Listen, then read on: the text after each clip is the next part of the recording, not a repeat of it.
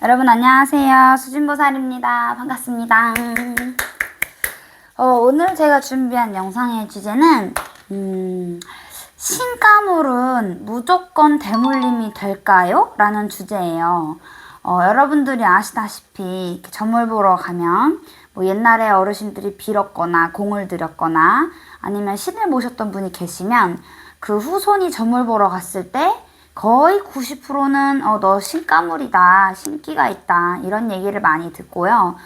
실제로도 아무래도 집에 아무것도 없었던 분들보다는, 그러니까 저희 집은 원래 무교였는데 갑자기 저는 막 신기가 있어요, 이런 사람들보다는 아무래도 확률적으로 높을 수밖에 없긴 해요.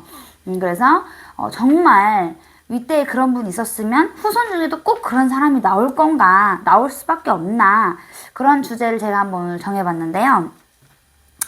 이게 쉽게 말하면 유전 같은 거죠. 우리가 암 환자들도 뭐 유전이 되듯이 비슷한 거예요. 그래서 유전적인 부분들을 보면 예를 들어 아주 옛날 어른들 말씀이지만 아버지가 바람을 피면 자식도 바람을 핀다.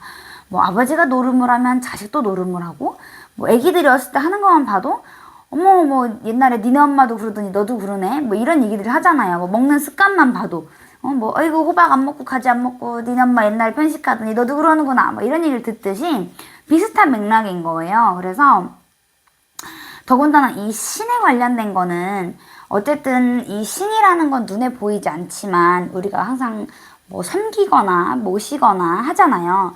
그렇다 보니까 그 신이라는 게 항상 누군가 위해 주다가 어느 날 갑자기 그 사람이 죽었든 뭘 했든 안 해요. 안 해버리면 그 다음부터 이제 예를 들어 사람도 똑같이 밥을 주다가 어느 날 갑자기 밥을 안 줘요. 그럼 배도 고프고 화도 나겠죠. 그러면 이제 가서 누군가 괴롭히잖아요. 비슷한 거예요. 그러니까 니네들이 날 아무도 섬기지 않아? 그리고 니네들이 날 무시해? 그래? 한번 날 무시하고도 잘 사는지 보자. 이런 거예요. 그러니까 또 안 풀리고 아프고 해서 또 점 보러 가면 신가물이라 그래요. 뭐 때문에 그래요. 그런 얘기들을 하는 거고요. 그래서 우리가 무당은 안 되더라도 구슬하면서 사는 사람이 있고 계속 절에 다니면서 공들이면서 사는 사람이 있고, 그러면 신가물들은 다 무조건 잘 못 사냐, 다 망하냐? 그렇지는 않아요. 신가물인데도 잘 사는 사람들도 되게 많은데 그런 경우는 신가물이지만 방법을 되게 잘 찾은 거예요.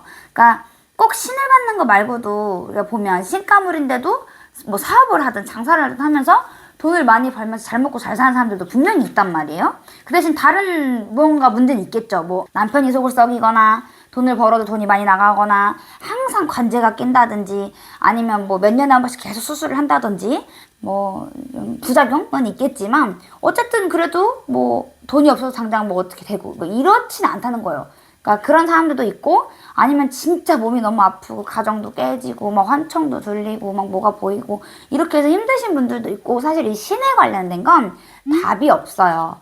천차만별이에요. 신가물인데 이 사람은 이렇게도 풀어먹고 사네, 저 사람은 저렇게 됐구나, 이 사람은 이렇게 됐네, 진짜 안타깝다, 이런 사람들이 굉장히 많기 때문에 그거를 되게 잘 풀어내서 내 삶을 좀 잘 살아내는 사람이 있고, 그렇지 못한 사람들도 되게 많은 거예요. 그래서 예를 들어 어떤 무당을 만났다. 그 무당이 누구냐, 어떤 사람이냐에 따라서도 이 사람이 신가물을 어떻게 풀어먹느냐도 거기에 달린 거예요. 왜? 내가 내 신가물을 알아서 막 풀어먹는 사람들은 한 10,000명 중에 1명밖에 안 돼요. 정말 기가 세거나 다 덤벼 가만 안 둬, 내가 아주 오기만 해봐 이런 정도의 깡이 아니면 결국은 우리가 무당집에 가게 되고, 무당집에 가서 또 무슨 얘기를 듣고 이제 그 말을 따르게 되는데, 그 만신이 해준 방법들이 나랑 너무 잘 맞아서 내가 잘 되게 해줬다. 그러면 사실 베스트인 거고, 근데 그 만신이 해준 방법이 나랑 안 맞거나 계속 해도 맨날 똑같고 별 차이가 없다. 그럴 수도 있는 문제거든요.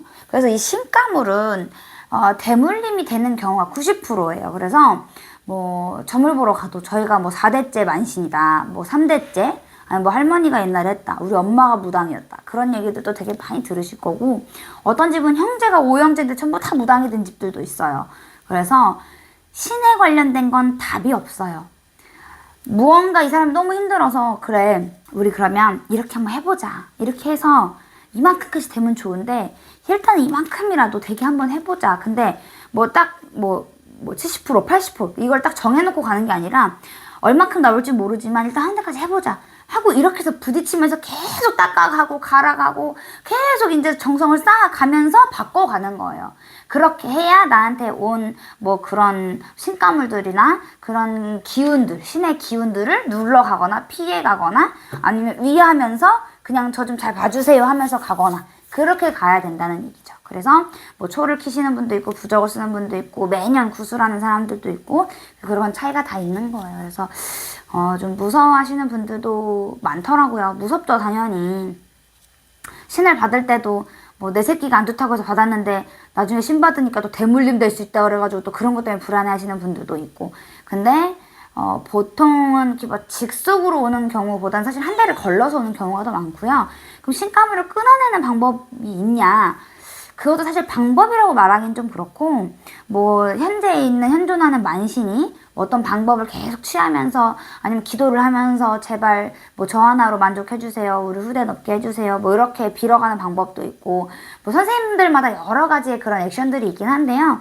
워낙 천차만별이라 제가 뭐 그걸 다 뭐 이렇게 매뉴얼들을 딱딱딱 있어요라고 말씀을 드릴 수 없는 부분이라, 그래서 어떤 만신을 만나느냐도 중요하고, 또 신가물이 대물림이 되는 건 맞지만 대물림이 된다고 해서 다 무당이 돼야 되거나 대물림이 된다고 해서 꼭 다 나쁘다는 건 아니에요. 네, 잘 풀리시는 분들도 있고 어떻게 풀어나가는 방법에 따라서 좀 다르니까 그런 것만 좀 잘 풀어갈 수 있는 기회가 닿으면 참 좋겠다라는 얘기죠. 그래서 신가물들을 제일 큰 특징이 해외를 많이 보내는 거예요.